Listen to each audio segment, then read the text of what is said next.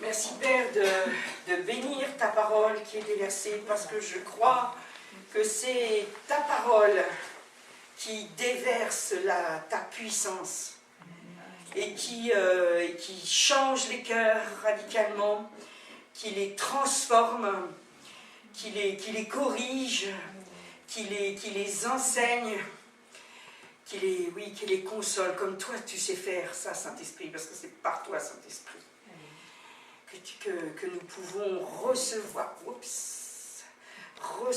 cette bénédiction de la richesse de ta parole, de cette vie vivifiante. Merci Seigneur, merci Seigneur.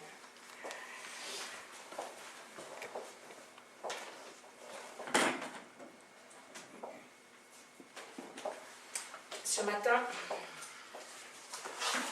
nous poursuivons toujours cette vie extraordinaire. Nous allons encore aller beaucoup plus loin. Et nous ne pouvons pas vivre une vie extraordinaire sans passer par la sainteté. Je crois que le chant que nous avons chanté sur la sainteté m'a beaucoup touchée. Et j'avoue que quand je suis dans la louange, je ne pense plus du tout au sujet que je vais partager. Il n'y a aucun rapport en disant « Ah bah tiens, ce chant et tout ». Non, c'est justement quand j'ai regardé mes notes, je me suis dit « Waouh, il y a vraiment quelque chose. Le Seigneur est en train de nous parler ». Donc, je vais vous faire un petit récapitulatif de ce que nous avons vu pour pouvoir attaquer ce sujet de la sainteté. Nous avons beaucoup parlé de la grâce de Dieu, et nous avons vu que la grâce de Dieu nous pardonne de tous nos péchés. Ça, c'est la base de notre salut. La grâce de Dieu nous sauve de la mort éternelle. Amen, c'est aussi la base de notre salut. La grâce de Dieu nous donne un héritage dans le ciel. Ça aussi, c'est la base de notre salut. Il nous faut entrer dans cet héritage. La grâce de Dieu nous unit à Christ. Nous avons vu justement spécifiquement dans Jean 17 où il parle de cette unité que Jésus avait avec le Père et qu'il désirait, il faisait cette ultime prière à son Père sur cette terre en disant « Je veux qu'il soit un comme nous soyons un, que je sois moi avec le Père un et que eux aussi, ceux qui croient en moi, soient un avec toi, Papa. » La grâce de Dieu nous donne sa nature divine et son esprit. Et ça, c'est le sujet sur lequel j'ai insisté depuis plusieurs dimanches. La grâce de Dieu, je vous le répète, nous donne sa nature divine et son esprit. Et la grâce de Dieu nous bénit de toutes les bénédictions spirituelles. Ça aussi, c'est quelque chose dont nous devons vraiment nous saisir et entrer dans cette dimension. Je vais vous répéter ce verset dans Éphésiens 1, le verset 3 et le verset 6, toujours dans la version NBS, Nouvelle Bible seconde. Éphésiens 1, verset 3 et le verset 6. Béni soit le Dieu et Père de notre Seigneur Jésus-Christ, qui nous a bénis de toute bénédiction spirituelle dans les lieux célestes dans le Christ. Et nous avons vu que ce n'est pas uniquement là-haut que nous aurons toutes les richesses. À quoi cela nous servirait-il, puisque là-haut, eh bien, nous vivrons évidemment dans la grâce. Et c'est de toute bénédiction aussi, nous avons vu, sur la terre, heureusement. Il est dit au verset 6, afin de célébrer la gloire de sa grâce, dont il nous a comblés en son bien-aimé.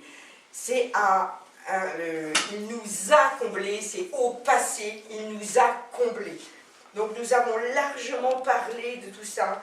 Je voulais vraiment que vous soyez bien clairs à ce niveau-là. Chaque bénédiction est le résultat de sa faveur et méritée. Et c'est ça la gloire de sa grâce. nous avons besoin de vivre vraiment dans la gloire de Dieu.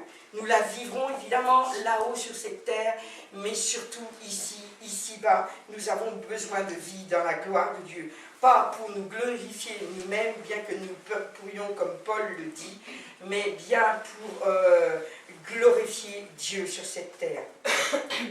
Et c'est là que si nous avons bien repris tous ces points, c'est là que notre salut est parfaitement accompli. C'est là, c'est pas simplement Seigneur, je te donne ma vie et puis point barre, maintenant j'ai donné ma vie, ça y est, je suis sauvé.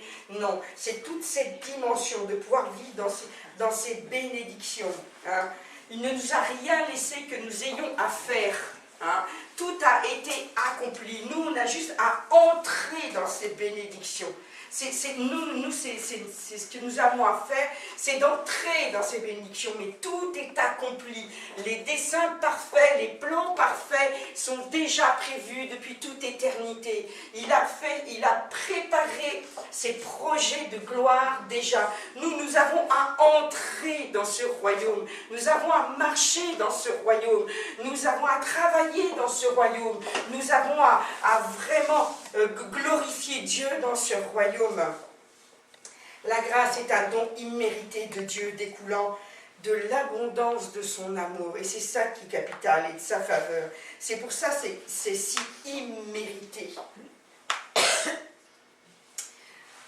Donc, après ce petit récapitulatif, nous attaquons la sainteté. Et la sainteté est importante. L'un des fruits de la grâce est la sainteté. Et c'est ce qui n'a pas été effectif dans le vin nouveau. C'est que justement, il y a eu tout le déferlement de la gloire de Dieu. Il y avait eu des manifestations de l'Esprit Saint, mais les gens ne se sont pas attachés à la parole de Dieu. Et de ce fait, ne s'attachant pas à la parole de Dieu, ils n'ont pas pu entrer dans la sainteté de Dieu. Et nous avons, nous, la grâce de pouvoir justement entrer dans cette dimension et nous verrons vraiment les fruits. Et les fruits de la grâce, c'est la sainteté. On ne peut pas, si la grâce est opérante dans nos vies, forcément la sainteté. La sainteté, je vous ai parlé le dimanche dernier de la repentance. La sainteté, c'est plus que la repentance. La repentance, c'est se défaire de ce qui est mal dans nos vies. Hein? C'est bien clair. La repentance, c'est ce qui est mal. Donc, au début, il y a une grosse repentance. Après, il y a une grosse repentance de l'âme. Hein? Mais il y a toujours au fil de... Puisque nous sommes encore dans ce corps de péché, donc nous avons besoin d'être vigilants. Alors, c'est vrai que la sainteté, ce thème de la sainteté n'est pas en odeur de sainteté. Pour faire ce petit jeu de mots, elle n'est pas en odeur de sainteté. La sainteté n'a rien à voir avec un mode de vie légaliste. Rien à voir. Sinon, les Juifs auraient été saints. Or, c'est pas ce que dit Jésus. Hein, s'il n'y avait que la loi, s'ils avaient fait vraiment, ils faisaient tout ce qu'il fallait pour être saints. Et c'est pas du tout ça. Donc c'est ce qui fait que justement on parle peu de la sainteté parce que les gens fuient la sainteté. Chat échaudé craint l'eau froide. Hein. Et c'est ce que je disais à quelqu'un hier justement qui était catholique. Ah, c'est pas mal ça, qui était. Merci Seigneur. Que justement beaucoup d'évangéliques en voulant rejeter la tradition, la religion catholique, eh bien en fin de compte ont jeté le bébé avec l'eau du bain. Hein. Et en réalité il y a beaucoup de choses qu'ils faisaient ou qu'ils font encore, eh bien, qui sont complètement bibliques. Hein. Il y a des choses anti-bibliques, mais il y a des choses bibliques. Et il ne faut pas tout rejeter, il faut faire bien attention. Et la sainteté, eh bien, c'est quelque chose quand même qui était annoncé dans l'Église catholique et qui n'est pas beaucoup annoncé. Ça n'a pas, oui, c'est pas en bonne odeur, hein, la sainteté chez nous. Hein. Mais la vraie sainteté, elle demande des efforts. Et c'est pour ça justement que c'est pas en bonne odeur. C'est que ça demande des efforts de rester toujours dans la sainteté. La sainteté, c'est les pensées de Dieu, c'est la volonté de Dieu. Et donc, c'est pas toujours évident que nos pensées soient alignées sur les pensées de Dieu. Que notre volonté soit alignée sur la volonté de Dieu. Et c'est pourquoi peu sont disposés à entrer dans cette voie de sainteté. Oui, la voie de sainteté, ben oui, ça demande des efforts. Donc nous allons voir que ce n'est pas une vie triste. Ah, maintenant tu es chrétien, tu vas être triste, tu ne vas pas boire, tu ne vas pas faire ce qu'ils font dans le monde et tout. Non, ça n'a rien à voir. Ce n'est pas le fait de boire ou de fumer un pétard qui va nous donner la joie. C'est une joie complètement éphémère. Hein, ce n'est pas une joie qui reste. Ce n'est pas une paix qui reste. Ça peut être grisant un moment. Mais quand on se réveille, souvent, bonjour les dégâts après. Hein. C'est encore moins drôle. Et en fin de compte, nous devons coopérer avec la grâce de Dieu. C'est pour ça que je vous en ai parlé vraiment avec beaucoup de détails pour que vous rentriez dans cette dimension. Hein. Pour produire vraiment des fruits de sainteté. Et c'est là que nous serons une épouse glorieuse et sans tache. C'est là que justement le Seigneur, quand on parlait de faites tous vos efforts pour lui plaire. Hein, c'est pas lui plaire en faisant traverser la petite mamie, bien que oui, hein, ça peut être ça, mais c'est pas des BA comme on a disait, des bonnes actions qui font qu'on va être en sainteté. Parce qu'autrement, je répète, les Juifs autrement étaient en sainteté. Et nous avons besoin d'entendre ce message. Dans 2 Timothée 2, verset 15, 2 Timothée 2, verset 15, c'est des versets qu'on va voir, mais qu'on a déjà vus, mais qu'on va approfondir. 2 Timothée 2, verset 15. Efforce-toi de te présenter devant Dieu comme un homme qui a fait ses preuves. Waouh, il faut le répéter, ça c'est trop beau. Efforce-toi de te présenter devant Dieu comme un homme qui a fait ses preuves. 2 Timothée 2, verset 15. Ça veut dire quoi? On va l'expliquer. À suivre, un ouvrier qui n'a pas à avoir honte, qui dispense avec droiture la parole de la vérité.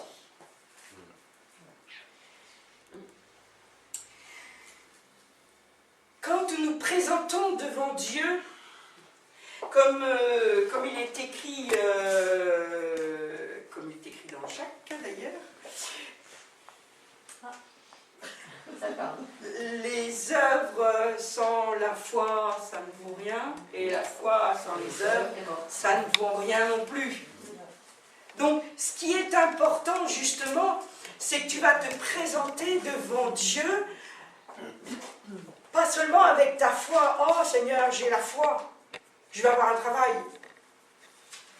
Mais si tu ne fais rien, tu ne mets pas ta foi en action. Où sont tes preuves? Et c'est ce qu'il dit justement. Où sont les preuves de ta foi? Et ainsi, nous n'aurons pas honte.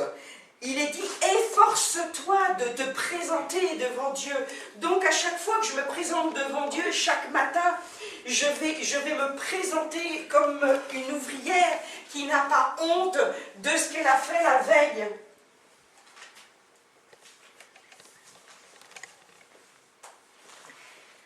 Et il précise qui dispense avec droiture la parole de la vérité. Je ne vais pas contourner la vérité de la parole de Dieu. Si Dieu dit, tu dois être saint, irrépréhensible, une épouse sans tache ni ride, alors je fais vraiment ce qu'il me dit la parole. Et ça va loin dans la parole, vous le savez. Efforce-toi. La parole ne va pas être transformée. Même si elle n'est pas toujours agréable à entendre, elle ne va pas être transformée. On ne va pas éluder certains sujets. Dans 2 Timothée 2, versets 20-21, je trouve que cette image est vraiment très très belle. 2 Timothée 2, versets 20 et 21. Or, dans une grande maison, il n'y a pas seulement des objets d'or et d'argent, mais il y en a aussi de bois et de terre. Quelle est cette grande maison dont Dieu parle dans ce verset? L'Église, mais plus que ça, cette grande maison, c'est le royaume de Dieu. C'est le royaume de Dieu. Et dans le royaume de Dieu, il n'y a pas seulement des objets d'or et d'argent, mais il y en a aussi de bois et de terre. Les instruments de bois et de terre sont utiles aussi. Hein? Mais que dit Dieu? Les uns sont pour un usage noble, les autres pour un usage vil. Waouh, on n'aime pas entendre ça. Hein? Non. Hein? Si donc quelqu'un se purifie en se séparant de ces derniers, il sera un objet pour un usage noble, consacré, utile à son maître, propre à toute œuvre bonne. Dans le royaume de Dieu, malheureusement, il y a des ustensiles de bois et de terre. Pourquoi? Parce qu'ils ne se sont pas purifiés. C'est pas la volonté de Dieu, en fait. Non, ils ne se sont pas purifiés. Nous devons aspirer à vraiment être des vases d'or, hein, des vases d'or ou des vases d'argent. Nous devons vraiment aspirer à être un ouvrier qui n'a pas honte de porter le beau nom de Christ. On ne doit vraiment pas avoir honte d'être chrétien. Si tu me renies devant les hommes, je te renierai devant mon Père, dit Jésus. Dans tout ce que tu fais, dans tout ce que tu dis, tu dois être fier de ce que tu avances, de ce que tu es. On doit porter vraiment l'étendard de notre Dieu très très haut, très très haut.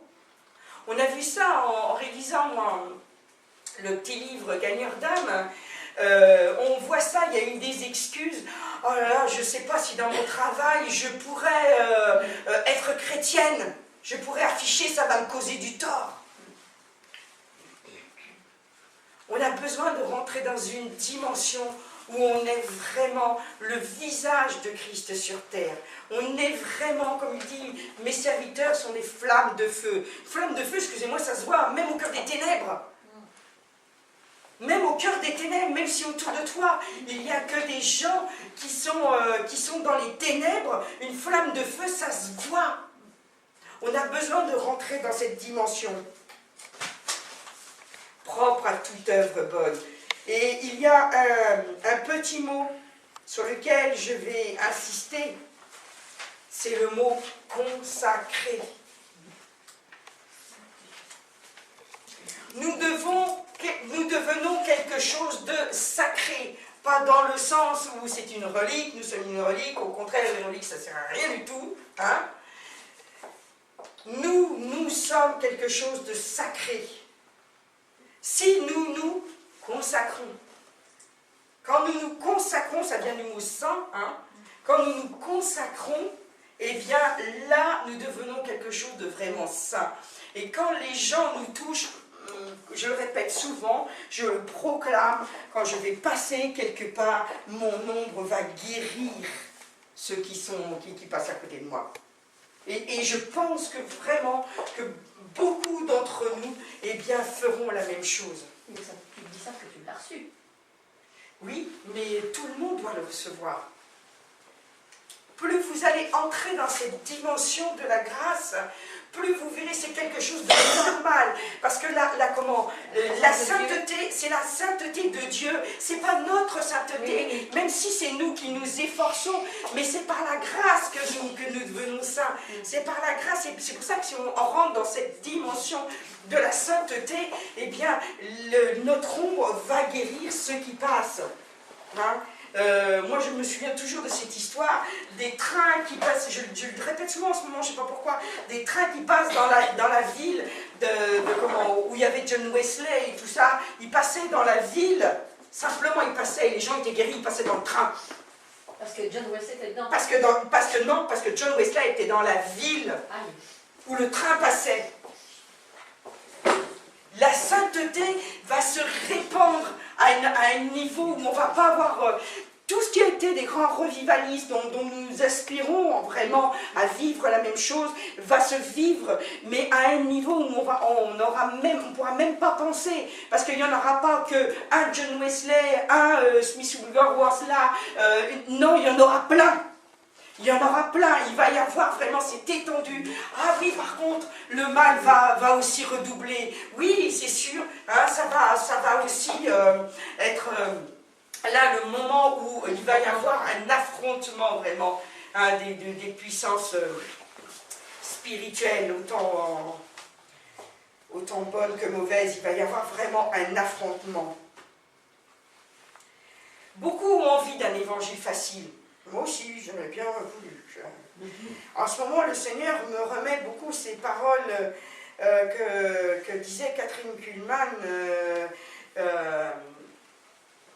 À chaque fois que je m'avance pour Dieu, à chaque fois qu'elle s'avançait sur la scène, qu'elle prêchait, qu'elle œuvrait pour Dieu, à chaque fois elle dit « je mourrai ». Mais physiquement, elle ressentait en elle une mort. Elle avait l'impression qu'elle suffoquait, que sa respiration, son cœur allait s'arrêter. Tellement la présence de Dieu prenait la place de sa chair, de son âme, de son esprit. La présence de Dieu était tellement forte que son corps avait du mal à supporter cette présence. Eh bien, nous allons ressentir ça. Mais il faut mourir à soi-même. Si le grain de blé ne meurt, il ne peut pas porter du fruit. Et c'est pour ça qu'elle pouvait porter du fruit. Et elle a sacrifié beaucoup. Comme souvent des hommes et des femmes de Dieu, ils ont sacrifié beaucoup. Donc, la vie en Christ, oui, demande vraiment du travail, demande vraiment quelque chose. Ce n'est pas un long fleuve tranquille. Dans Acte 14, verset 22, Acte 14, verset 22, il est dit...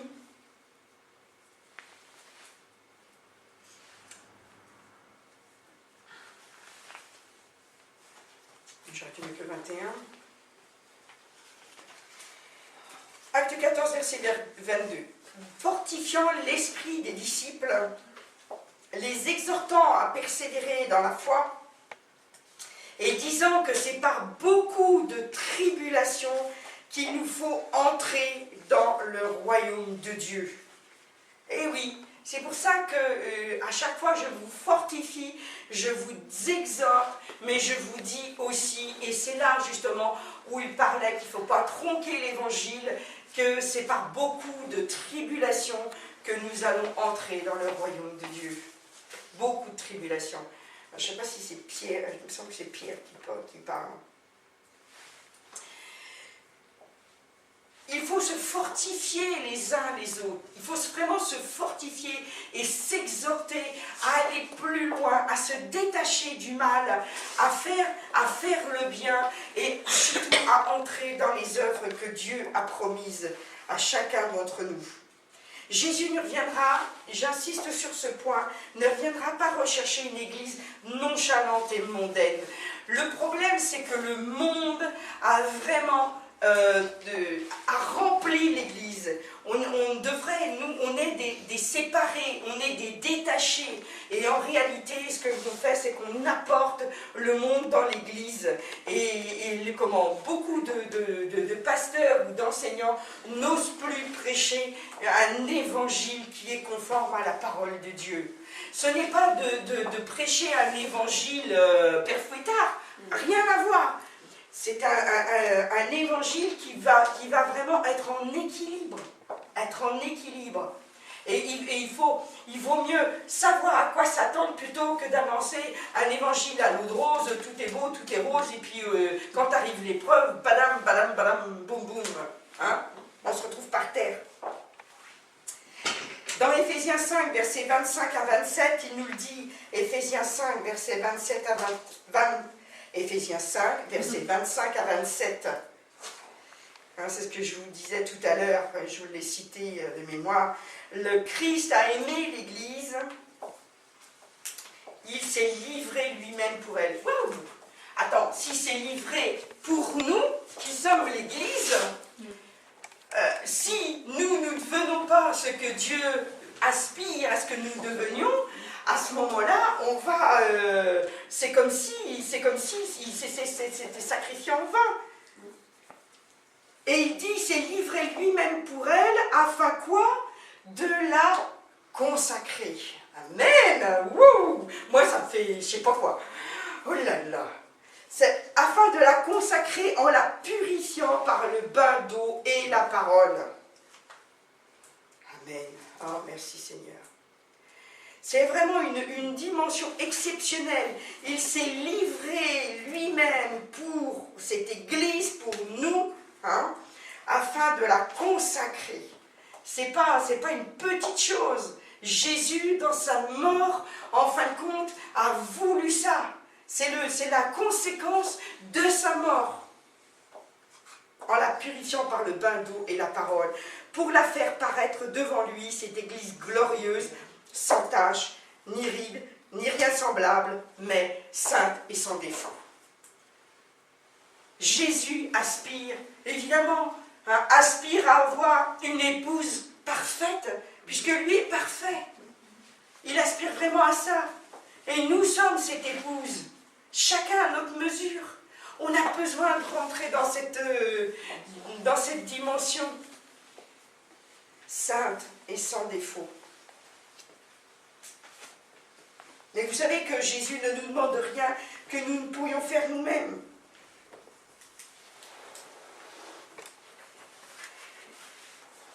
Jésus revient pour une Église sainte. Moi, si Jésus revient pour une Église sainte, moi je veux tout savoir sur la sainteté. Pas vous? Moi je veux tout savoir. Comment je peux être vraiment sainte, pas selon les critères du monde, mais selon ses critères à lui. Comment je fais dans ma vie présente, moi, mère de famille, épouse, comment je fais pour réellement, en tant que femme, pour être vraiment dans sa sainteté à lui.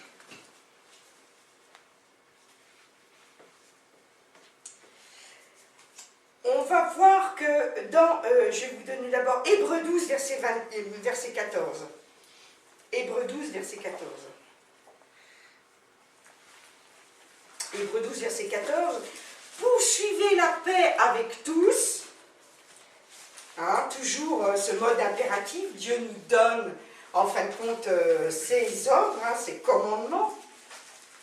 Poursuivez la paix avec tous, ainsi que la sanctification, ou selon certaines Bibles, la consécration, sans laquelle personne ne verra le Seigneur. Ouh! Moïse a tellement aspiré à voir la face du Seigneur, hein, sur le mont Sinaï, mais il n'a pas pu. Il n'a pas pu, sinon il en serait mort. Nous avons cette grâce de pouvoir voir le Seigneur face à face. Mais pas maintenant. Si. Nous le voyons, beaucoup ont déjà vu le Seigneur face à face. Nous ne pouvons mourir en voyant le Seigneur face à face. Pourquoi? Parce que nous avons l'Esprit de Dieu en nous. Nous pouvons le voir spirituellement, bien sûr, mais bien qu'il y en a qui l'ont vu vraiment. En chair et en os. Hein. Il y en a qui l'ont vu. Jésus, il se promène où il veut, hein, comme il veut. Hein. Et il peut être à plusieurs endroits à la fois. Ne recherchons pas à avoir des visions, c'est sûr, mais acceptons que cela arrive. Évidemment, attester les esprits, hein, attester les esprits. Ça pourrait être une... Comment? Une déformation, je veux dire, attester les esprits quand tu dis ça. Ah oui, attester les esprits, si vous voyez Marie, vous êtes sûr, hein, c'est pas... Ah non, Marie, d'accord. Hein, c'est impossible. c'est impossible. Mais si vous voyez quelqu'un, un ange qui vous annoncerait un autre évangile, comme il est dit dans la parole, quelque chose qui n'est pas conforme à la parole, rejetez-le et rejetez ce qu'il dit. Hein?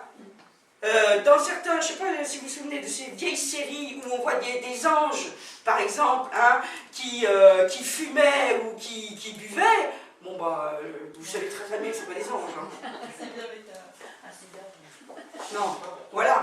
Hein. Quelqu'un qui vous inciterait à mentir, quelqu'un qui vous inciterait à faire le mal, vous savez très très bien que ça ne vient pas de Dieu.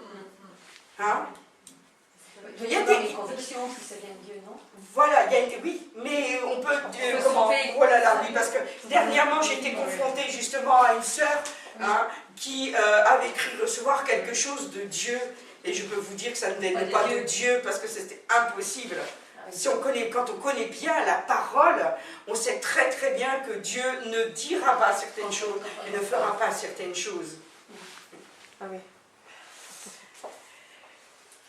Mais nous, si plus nous allons nous sanctifier, plus nous allons nous consacrer, plus nous avons des chances de voir Jésus en vision.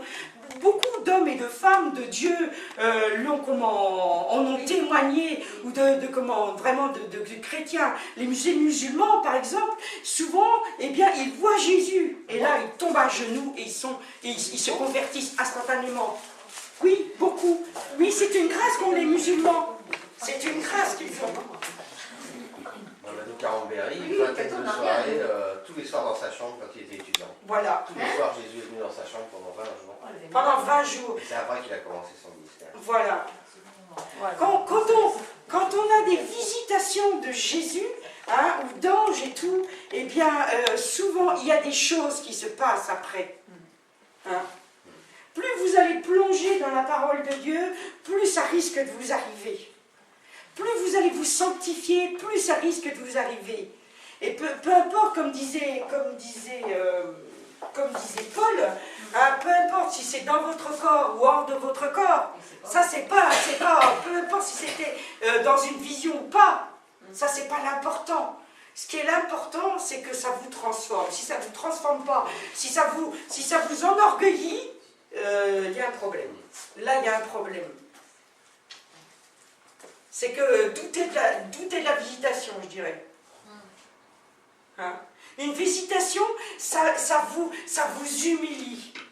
Tout ce qui a été écrit,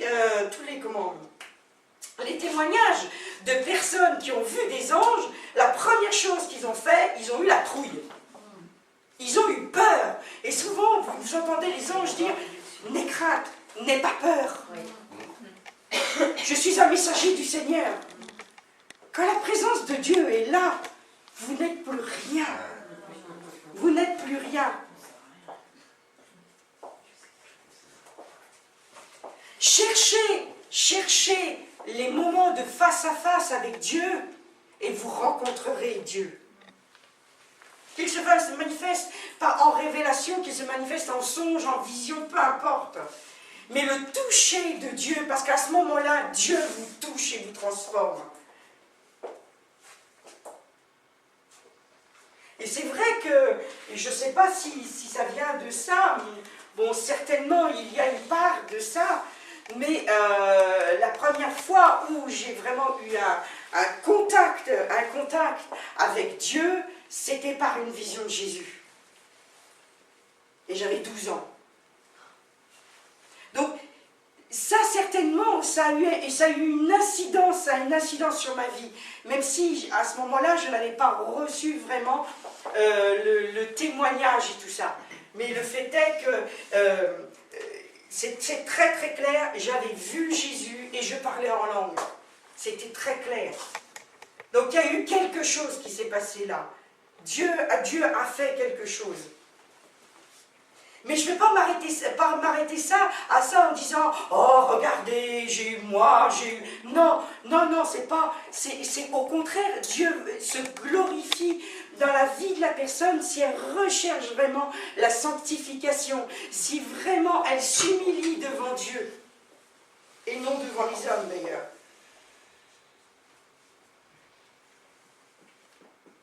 J'aimais bien ce petit chant qui disait « Humilie-toi devant le Seigneur, humilie-toi devant le Seigneur, et il t'élèvera, et il t'élèvera. » Si tu t'humilies devant le Seigneur, vraiment s'humilier, c'est pas de se traîner sur des kilomètres à genoux, c'est vraiment, c'est notre âme qui s'humilie, et lui, il va t'élever.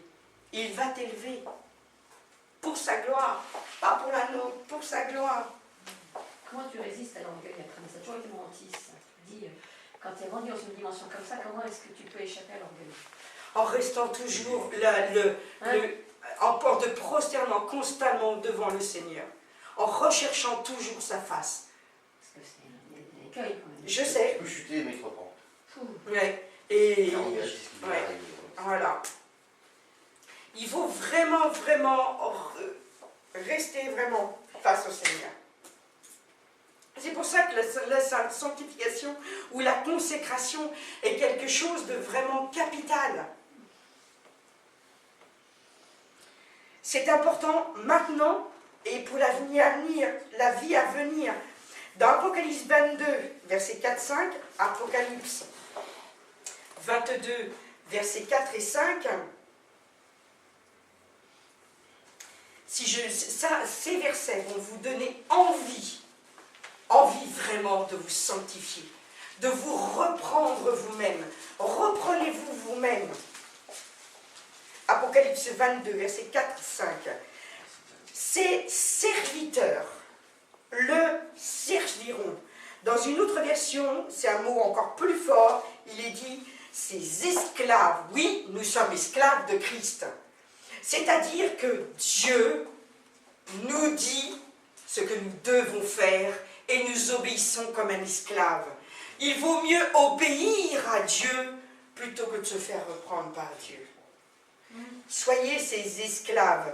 Ces esclaves lui rendront un culte. Moi, je trouve ça beau. En fin de compte, quand nous sommes ses serviteurs et que nous le servons, nous lui rendons un culte. Waouh! Waouh! Ça, c'est beau, ça. Vous voulez faire un culte? Tous les jours. Hein, que vous soyez un culte de bonne odeur. Hein? Et il dit, ils verront son visage face à face. Ils verront son visage, ou ils le verront face à face. Là, on sera là dans les derniers temps, enfin, pas dans les derniers temps, dans les temps après, hein, nous le verrons en face de nous. Vous pourrez lui serrer la main, vous imaginez? Là-haut. Là, non, sur terre, puisque la Jérusalem, elle redescend sur terre. Oui, mais c'est après, c'est au millénium, ça. Non, c'est pas au moment du millénium, c'est après Armageddon. Alors, je répète. Premièrement, il y a la résurrection des morts et simultanément, quasiment, l'enlèvement des vivants. 7 ans de tribulation. Au bout de ces 7 ans, Satan est enfermé. Oui, d'accord. Pendant ces 7 ans, ceux qui ont été enlevés et ceux qui ont cru à Jésus reviennent, reviennent sur terre en quelque sorte. Ils reviennent, alors ils sont là pour régner. On est encore. Ces 7 ans-là? Non. Non, après, oui. Pardon. Ah d'accord. Pardon, excusez-moi, oui. D'accord. Après, Après, Satan sont voilà. enfermés pendant 1000 ans. Satan est enfermé et pendant 1000 ans, excusez-moi, pendant 1000 ans, les saints, ce qu'on appelle les saints, reviennent sur terre régner avec Jésus. Ça c'est clair. Pendant 1000 ans. Au bout de 1000 ans, Satan est libéré, Satan et ses démons sont libérés et il y a l'ultime guerre d'Armageddon. Cette ultime guerre où Satan et toutes ces hordes de démons vont être enfermés, projetés avec tous ceux qui n'ont pas accepté Jésus comme leur sauveur et Seigneur. Ils seront enfermés dans le lac de feu, dans la géhenne.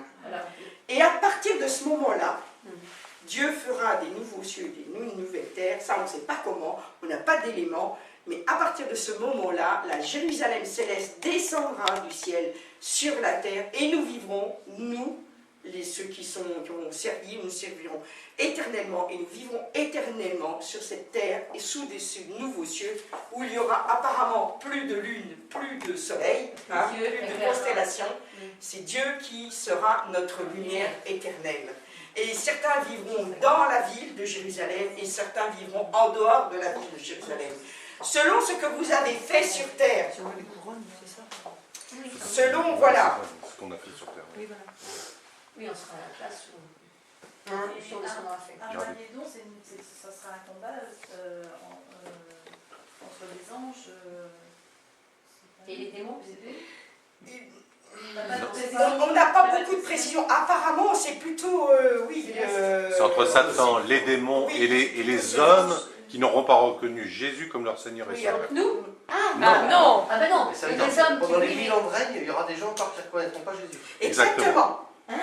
Oui, dans les 1000 ans de règne où Satan est enfermé, donc ils ne pourront pas dire c'est Satan ou les démons qui me tentent. Pendant ces 1000 ans, il y aura encore des naissances et tout. Et il y en a qui n'accepteront pas Jésus comme leur alors Seigneur. qu'ils l'auront sous les yeux. Oui. Regarde, nous, ils nous ont les yeux. C'est bien ce qui est dit dans la parole. Ça, c'est clair. Hein? Ça, c'est clair. Comment ils font?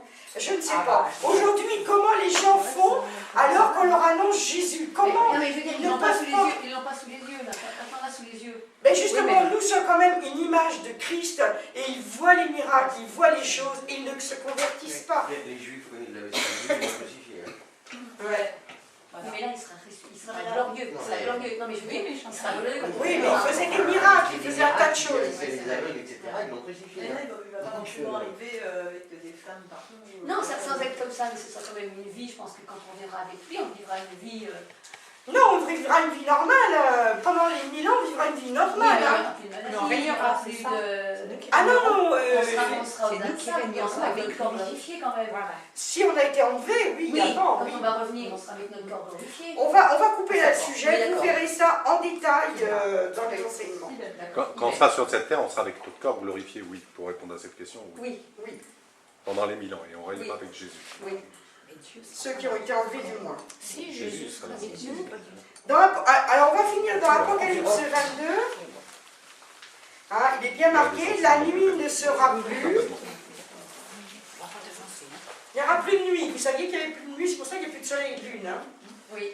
Le soleil et la lune peuvent déterminer les jours. Comment? Au millénium, il n'y aura plus de nuit, tu dis. Ah non, non, après. Nous sommes après, là. Oh là, bon, ça fait rien. Allez, Non, nous sommes après. Non, je dis bien, nous sommes après. C'est pour ça que je reprécisais. Nous sommes après Armageddon, nous sommes sur la nouvelle terre et sous les nouveaux cieux. D'accord. Ah. Plus de. Oui. La nuit ne sera plus et ils n'auront besoin ni de la lumière d'une lampe, ni de la lumière du soleil, car c'est le Seigneur Dieu qui les éclairera et ils régneront à tout jamais. Voilà. C'est beau, hein? Ah ben oui, c'est bon. Il y a du boulot. Voilà, c'est pour ça que la consécration est si importante aujourd'hui. Hein? Aujourd'hui, vous aurez une place. Jésus disait, je vous prépare une place dans les cieux. Et il y a plusieurs maisons dans la maison de mon Père. Et si ça n'était pas vrai, je ne pourrais pas vous dire ça. Hein?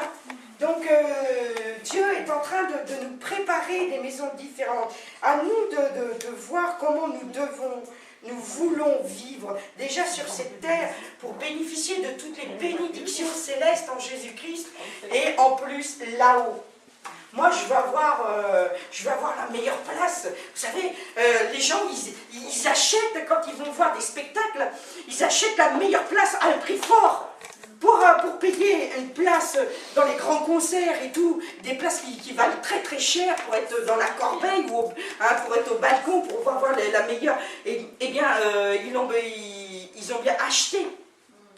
Ils l'ont bien acheté. Nous, quelque part, eh bien, nous allons travailler justement pour avoir ces privilèges. Moi, je ne veux pas simplement être dans le champ à 10 000 km de Jérusalem et dire « Ah, c'est beau, la ville de Jérusalem !» Parce qu'il y en a qui ne pourront pas y rentrer. Oui. Je viens de te le dire. Dans l'Apocalypse, vous avez ça. Dans l'Apocalypse, il est dit, il y en a qui seront à l'intérieur et il y en a qui seront à l'extérieur.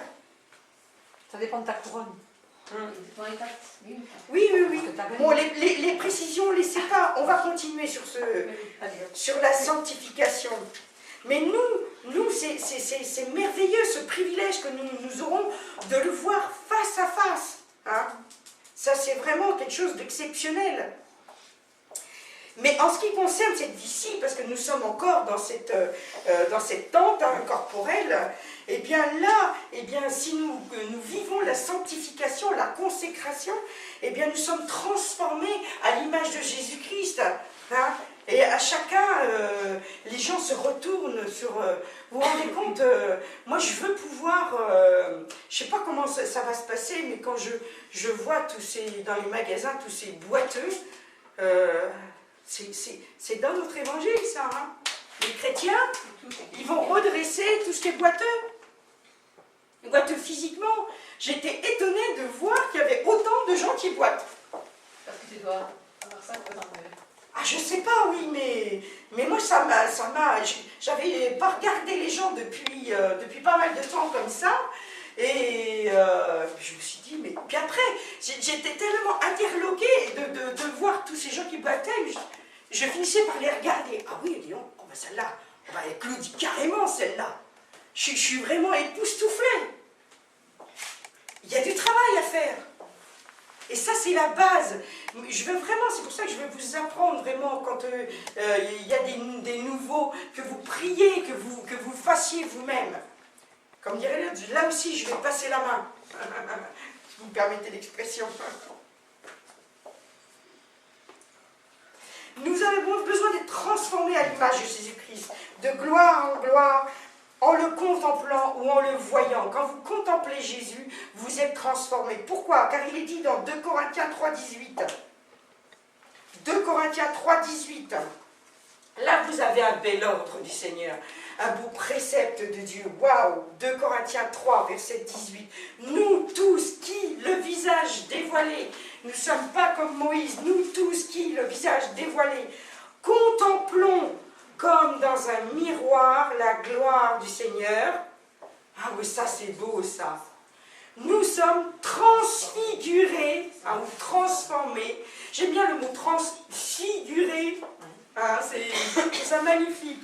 Transfigurés en cette même image, de gloire en gloire. Telle est l'œuvre du Seigneur qui est l'Esprit. Nous avons, nous, le visage dévoilé. Nous ne portons plus le voile de la loi. Nous sommes sous la grâce. Nous avons vraiment ce privilège. Et nous souvent, nous continuons à porter ce voile en disant, pourvu qu'il ne voit pas que je sois chrétien. Parce que ma vie, elle n'est peut-être pas à la gloire de Dieu. On a besoin de rayonner, vraiment de rayonner de Christ. Comment? En contemplant comme dans un miroir. Parce qu'aujourd'hui, on ne peut pas le voir en chair, bien qu'il y en a qui l'ont vu. Hein. Mais c'est quand même pas très très courant. Hein. Mais nous pouvons, ça, tout le monde peut le faire. Contemplons comme dans un miroir la gloire du Seigneur. À chaque fois que nous plongeons les regards dans la parole, à chaque fois que nous louons Dieu, à chaque fois que nous écoutons, que nous mettons en pratique la parole, à chaque fois nous contemplons la gloire du Seigneur. Et la plus grande des gloires, c'est quand quelqu'un se donne à Jésus. C'est la plus grande des gloires. Et quand nous contemplons cette gloire, ne soyez jamais blasés. Et quand nous contemplons cette gloire, nous sommes transfigurés en cette même image. Nous sommes transfigurés à l'image de Christ. Et ça, c'est l'œuvre du Seigneur. Ça, c'est l'œuvre de l'Esprit Saint en nous. Ce n'est pas par nous-mêmes que nous faisons ça. Nous, ce que nous faisons, c'est notre travail. Enfin, des fois j'aime pas trop le mot travail, mais parce que c'est un mot qui a été un peu galvaudé, quoi. Le travail, c'est la peine, tu travailleras à la sueur de ton front et tout. Non, mais ça, c'est vraiment l'œuvre, nous œuvrons, voilà, nous œuvrons vraiment, nous œuvrons dans le royaume de Dieu. Et là, notre œuvre, eh bien, c'est de faire ce que Dieu nous demande de faire. Nous ne sommes pas des enfants statiques, nous ne sommes pas des poupées de cire, hein. Nous ne sommes pas des poupées Barbie ou des Ken qui sont alignés dans des boîtes, hein. Dans les rayons du magasin. Nous sommes des gens actifs, nous sommes vraiment, nous œuvrons. Hein.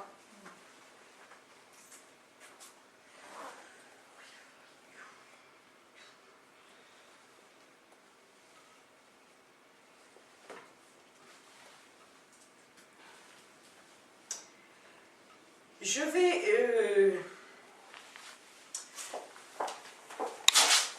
j'ai un peu changé... je vais vous parler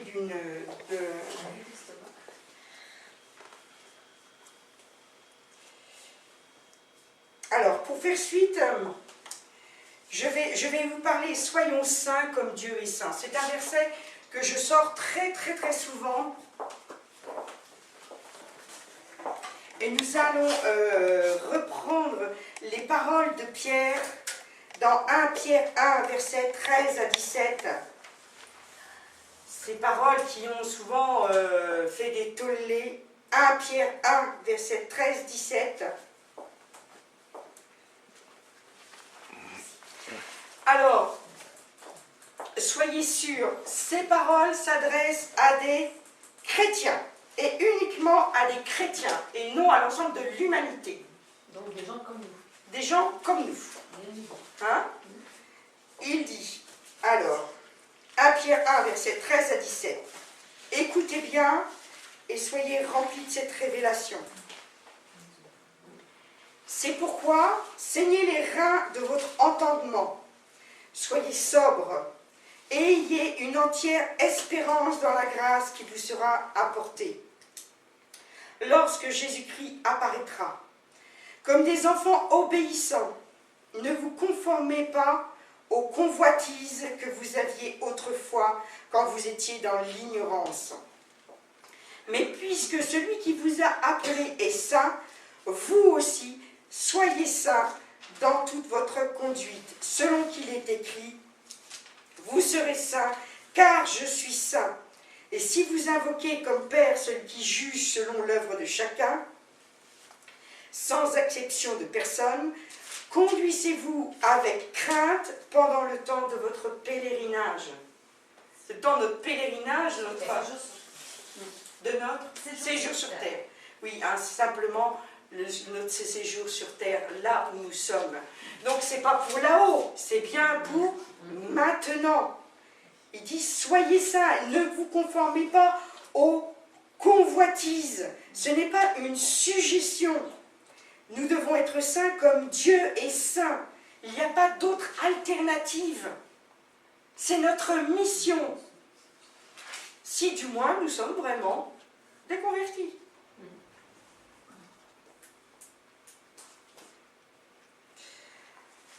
Le mot saint, on va venir sur ce mot saint.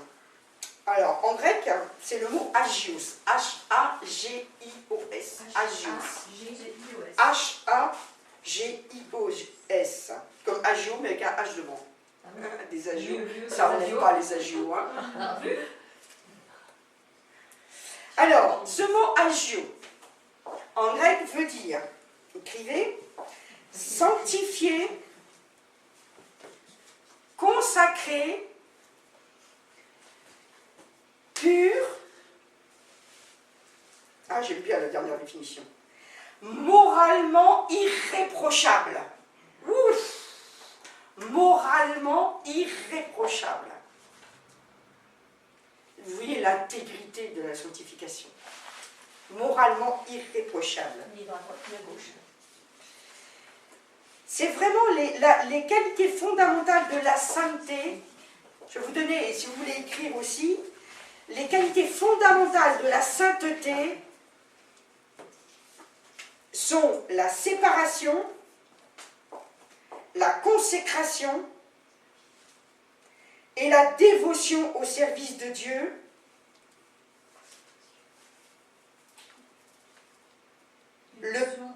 la dévotion au service de Dieu,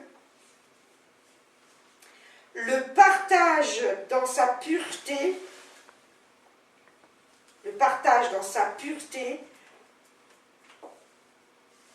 et l'abstinence de la corruption du monde. L'abstinence de la corruption du monde. Dieu nous parle d'abstinence dans certaines choses. Le premier mot avant consécration. La séparation, je répète, la séparation, c'est qualité fondamentale de la sainteté, la séparation, la consécration et la dévotion au service de Dieu, le partage dans sa pureté et l'abstinence de la corruption du monde. Ça, tu as dit, c'était qualité fondamentale De la sainteté. Alors, séparation. Justement, on va en parler, séparation. Je savais que ça allait soulever Des questions. des questions. Dans l'Ancien Testament, les Juifs se séparaient physiquement des non-Juifs. Il était interdit de manger avec un non-Juif, il était interdit de se marier avec un non-Juif, il était interdit de marcher même sur le même trottoir qu'un non-Juif, de commercer avec un non-Juif. Ils faisaient tout entre eux. Hein? C'est simple. Hein? Ils avaient le droit à rien du tout. C'était une loi de Moïse, ça? C'était une loi mosaïque, oui, tout à fait. Hein? Les Juifs, dans n'importe quel domaine de la vie, ne pouvaient avoir de lien physique ou moral. Hein? On ne pourrait pas acheter à un non-juif, hein, ou vendre à un non-juif. Tout restait entre eux.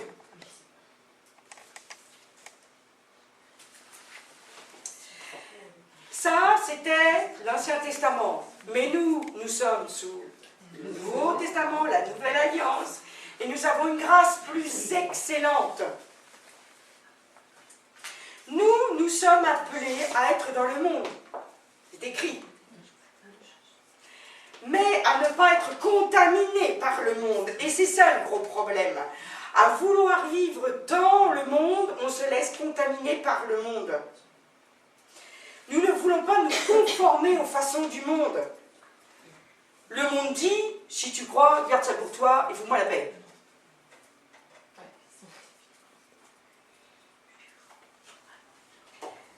Nous ne vivons pas sur le standard du monde, nous avons un standard beaucoup plus élevé. On fait pas en fin de compte, on ne vit pas en se disant, oui, bon, moi je fais pas de mal. Non, c'est pas ce que Dieu te demande. Dieu te demande de faire les œuvres qu'il a préparées d'avance pour toi. C'est pas de ne pas faire de mal. Dieu te demande d'aller évangéliser. Dieu te demande d'imposer les mains aux malades afin qu'ils soient guéris. Dieu te demande de ressusciter des morts. Dieu te demande on a parlé de l'argent ce matin. Hein? Dieu te demande de pourvoir au bien des saints. Dans Ésaïe 55, verset 8-9, il est dit justement ce que je vous disais au début. Ésaïe 55, verset 8-9. Et c'est là, et c'est pas parce que c'est marqué dans l'Ancien Testament, ça n'a pas changé, puisque Jésus l'a dit. Ésaïe 55, verset 8-9. Mes pensées ne sont pas vos pensées. De toute façon, Jésus ne pouvait citer que l'Ancien Testament, parce que le Nouveau n'existait pas. Mes pensées ne sont pas vos pensées, et vos voix ne sont pas mes voix, dit l'Éternel. Autant les cieux sont élevés au-dessus de la terre, autant mes voix sont élevées au-dessus de vos voix, et mes pensées au-dessus de vos pensées. Mais grâce à Dieu et grâce au salut justement qui nous a été accordé, grâce justement à la mort de Jésus et à la résurrection surtout de Jésus, eh bien aujourd'hui nous pouvons avoir les pensées de Dieu et avoir la volonté de Dieu. Et ça c'est extraordinaire. À ces conditions qu'on aille la chercher. Amen. Ah oui, amen. Et c'est comme ça que nous pouvons dire Vous serez saints car je suis saint. Parce que nous pouvons nous sanctifier. Ce n'est pas un standard élevé pour nous dire « Oh, ma petite fille, t'as du boulot à faire ». Non, arrêtons de dire ça d'ailleurs. Tiens, oh là, j'ai un avertissement là, de la part du Seigneur. Arrêtons de dire ça. Il y a du boulot. C'est vrai qu'on le dit souvent. Ouais. Maintenant, on va arrêter de le dire. Pardon Seigneur pour l'avoir dit. Non, il n'y a pas de boulot. Non. Non, le Seigneur, il dit, quand on entend un standard très élevé, on dit « Gloire à Dieu, parce que justement, je vais pouvoir y arriver et entrer dedans, parce que je suis quelqu'un, une servante du Seigneur, un serviteur du Seigneur, obéissant à sa parole, par la grâce qu'il nous a donnée, par la grâce qu'il dessert en nous. » Amen. Pourquoi est-ce qu'on voudrait rester dans la basse-cour comme des dindes alors que nous sommes des aigles? Vous vous souvenez de cette histoire? Oui. Hein? On n'est pas des dindes. Hein? C'est bien gras, c'est bien dodu. Mais c'est pas mal, une dinde, on lui dit. Oui, pour la manger. Est-ce que nous sommes bons à manger? Non. Non, bien souvent, justement, les chrétiens qui sont bien gras et bien dodus, qui restent sur les chaises de l'église à écouter semaine après semaine et à rien faire de la parole de Dieu qui leur est servie, ben, ils se font manger tout cru. Parce qu'ils n'ont pas eux-mêmes le discernement. Ils ne vont pas rechercher dans la parole de Dieu, comme les chrétiens de Béret, si ce qu'on leur donne à manger est vrai et est bon pour eux. On est des aigles. On est appelé à voler. Et quand un aigle vole au-dessus du monde, quand un aigle vraiment regarde, eh bien justement, lui, il voit sa proie, hein, il a le regard perçant, il voit sa proie, et justement, là, quand nous avons cette attitude de l'aigle, et que nous voyons le mal qui court là au milieu de nos frères et sœurs, nous pouvons vraiment piquer et plier justement en priant vraiment, et en détruisant, là, et on la tue. Hein, cette proie, ce petit renard, ce rat qui va aller nous détruire nos greniers, qui va aller manger notre blé. On a besoin d'être des aigles, et nous sommes des aigles. Mais c'est vrai qu'un aigle, il commence par être un aiglon. Hein? Et après, il va grandir, et il va devenir un aigle qui va pouvoir produire d'autres aiglons. On a besoin de rentrer dans cette dimension et de voler au-dessus vraiment du monde dans lequel nous vivons. Même si on va piquer à terre, on ne va pas piquer à terre juste pour se dire « Ah ben tiens, je vais aller me poser un petit peu ». Non, l'aigle, il ne reste jamais à terre. Il tue, il remonte. Et il cède toujours des cours. Voilà, et il va vraiment, des courants, le courant du Saint-Esprit, c'est une super belle image. On va se laisser porter par les courants du Saint-Esprit et on va voler toujours au-dessus. Les problèmes du monde ne vont pas nous affecter, nous affecter. Si on n'a pas les pattes sur terre. Ah, évidemment, il ne faut pas non plus se détacher complètement en disant « Oh bon, je suis hyper spirituel, n'est-ce pas hein ?» Non, on vit quand même sur cette terre, hein, et on a œuvré sur cette terre. Hein. La séparation, alors je reviens sur la séparation, on va terminer là-dessus.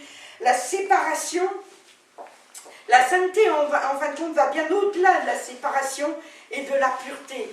La sainteté, c'est de ne pas se frotter. Si tu commences tous les week-ends, tu vas te frotter, excusez-moi de l'image, mais c'est la seule qui me vient, te frotter dans une boîte de nuit, hein, par exemple si tu es une femme et tu vas te frotter aux hommes, c'est évident que ce n'est pas ce que Dieu veut. Il est bien dit de s'abstenir de toute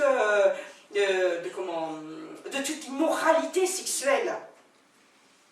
Hein? Alors, à ce propos, si vous avez des questions à me poser, je préfère en discuter en privé. Hein? Je comprends. Et je n'ai pas peur d'en parler, et ça ne me gêne pas du tout. Hein? Je suis totalement... voilà. Il n'y a pas de sujet, on m'a posé des questions en me disant, oh là là, je vais peut-être te choquer, oh là là, il n'y a plus rien qui me choque. Après avoir fait 10 ans dans l'insertion, vous savez, il y a des gens qui nous racontent de ces choses, ouh, hein, donc il n'y a plus rien.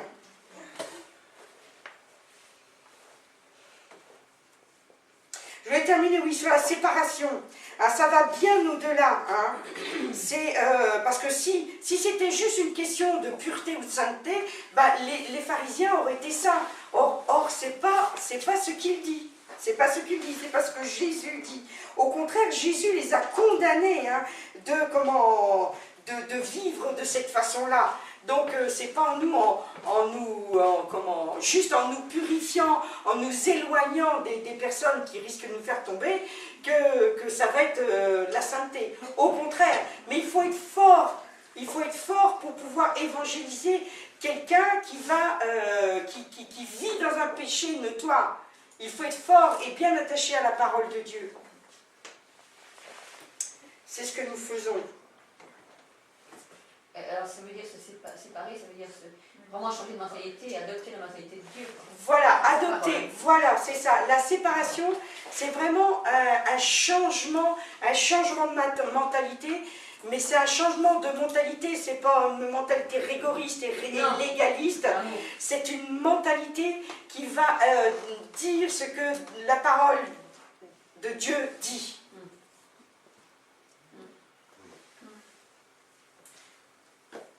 Lorsque nous pensons comme Dieu, lorsque nous parlons comme Jésus, hein, et que nous imitons le mode de Jésus, il est notre modèle, le modèle parfait, nous ne pouvons plus vivre comme les gens du monde, nous ne pouvons plus faire ce que les gens du monde font. Nous ne pouvons plus parler comme ils parlent. Ce n'est pas de ne plus les fréquenter. Sauf quand tu as une faiblesse, il vaut mieux que tu évites de fréquenter des gens et puis, voilà, si tu as une faiblesse, donc tu as une faiblesse, tu ne les fréquentes plus, mais le Dieu t'amène à être fort dans le domaine justement où tu as les faiblesses, parce que tu pourras retourner vers ces gens-là et leur montrer qu'avec ton Dieu, c'est possible d'être guéri, c'est possible d'être libéré, c'est possible d'être fort et de dominer sur ces faiblesses-là. Nos faiblesses vont être des forces en Christ.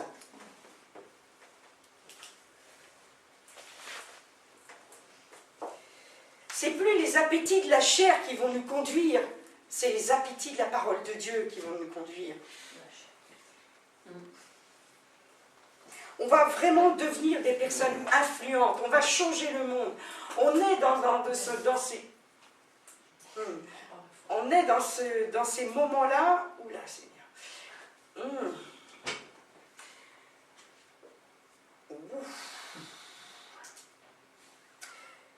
On est vraiment des... Waouh. Je vais y arriver.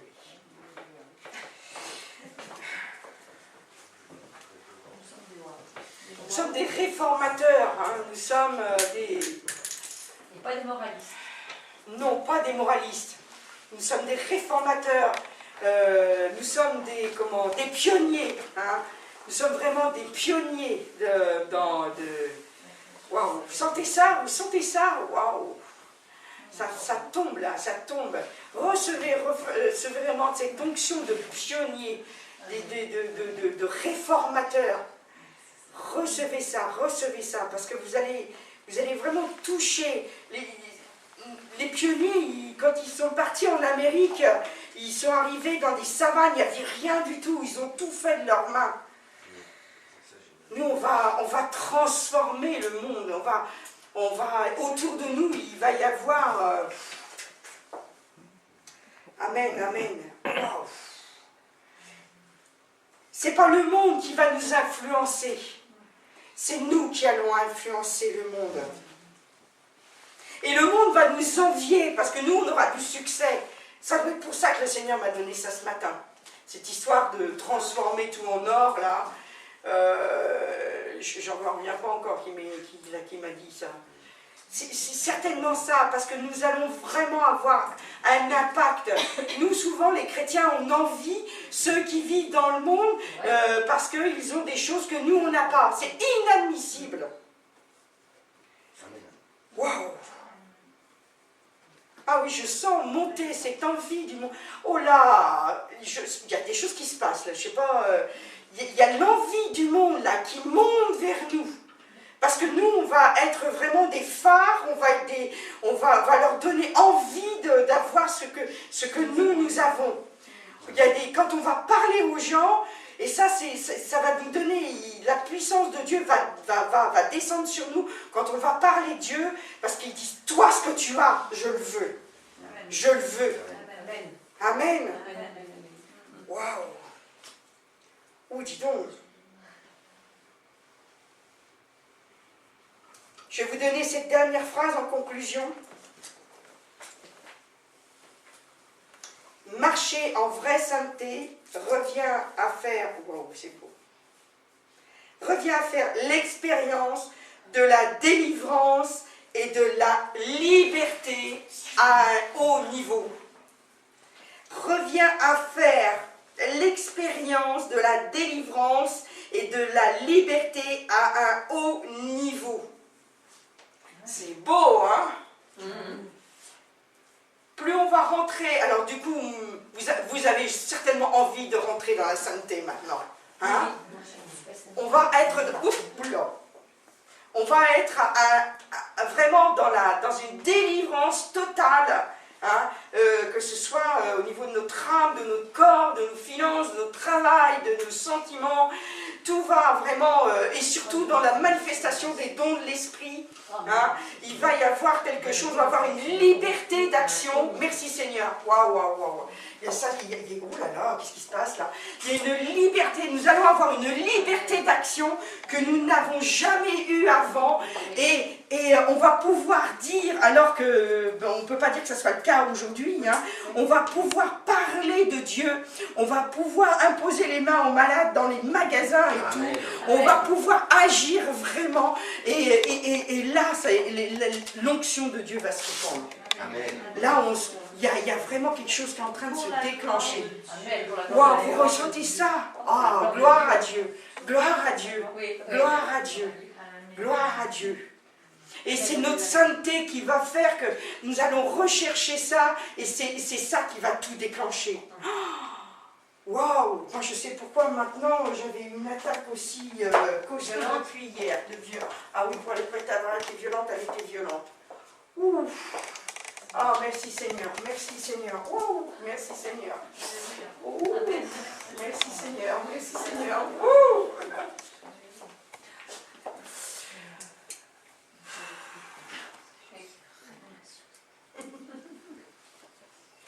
Dieu est si bon, Dieu est si bon.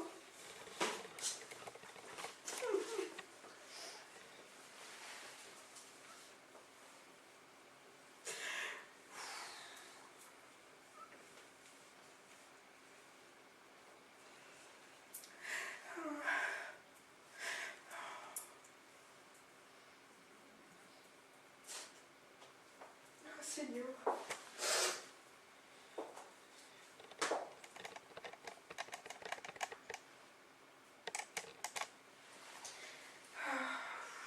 Tu es si grand, Seigneur, tu es si grand.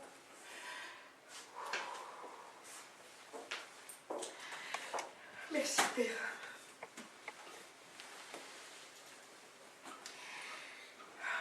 Pour toutes ces révélations que tu mets dans nos cœurs. Et puis pour un désir fou de se consacrer à toi et de se sanctifier pour toi. Parce que le péché ne va plus nous entraver, du moins nos faiblesses, mon Père. Au plus nous entraver, il y aura toute liberté pour agir en nous, au travers de nous. Merci Seigneur pour cette délivrance totale dans tous les domaines de notre vie.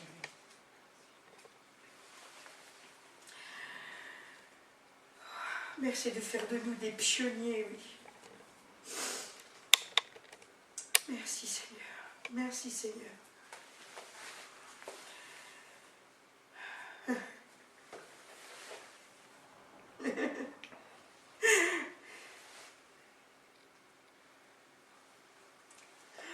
Quand il m'a appelé, il m'a donné cette mission messagère de bonnes nouvelles. Il lui dit, tu redresseras ce qui est tordu. Je viens juste de comprendre pourquoi. Tu guériras les cœurs blessés, les cœurs brisés, tu apporteras la délivrance. Waouh! Ah Seigneur, tu es grand. Tu es grand, tu es magnifique parce que tu as prévu vraiment de choses merveilleuses. Je vous encourage vraiment à recevoir pleinement la mission que Dieu vous a donnée pour chacun de vous. Recherchez-la vraiment et attachez-vous à cette mission, même si vous ne comprenez pas toute l'envergure de cette mission, même si vous vous demandez comment ça va pouvoir le faire, même si vous n'avez pas les compétences pour le faire, mais si vous vous attachez à ce que Dieu vous a préparé, ce beau projet, cette belle mission que Dieu vous a donnée, eh bien, Dieu préparera les choses, mettra les personnes, les circonstances, et Dieu le fera. Amen. Amen. Et Amen. Merci Seigneur. Merci Seigneur. Merci Seigneur. Si quelqu'un a besoin